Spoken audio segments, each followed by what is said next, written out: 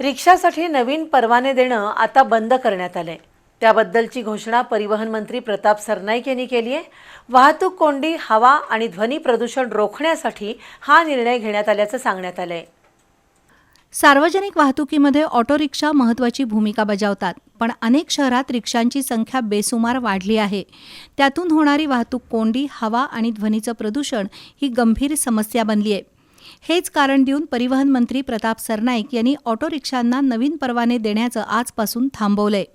राज्य मंत्रिमंडळाच्या बैठकीत नवीन SOP तयार करण्याबद्दल चर्चा होईल। त्यानंतरच रिक्षांना नवीन परवाने दिले जातील, असं नामदार सरनाईक यांनी स्पष्ट केलं। राज्यात सध्या 14 लाख ऑटो रिक्षा परवाने आहेत। काही ठिकाणी एकाच कुटुंबातील अनेक सदस्यांना परवाने दिले आहेत।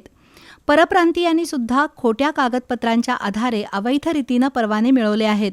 त्यामुळे नवीन ऑटो रिक्षांना परवाने देणं सध्या थांबवण्यात आलंय। 5 लाखापेक्षा जास्त लोकसंख्येच्या शहरात ऑटो रिक्षांना परवाना दिला जातो, पण शासनाचा पुढील निर्णय होईपर्यंत आता ऑटो रिक्षांना नवीन परवाने मिळणार नाहीत।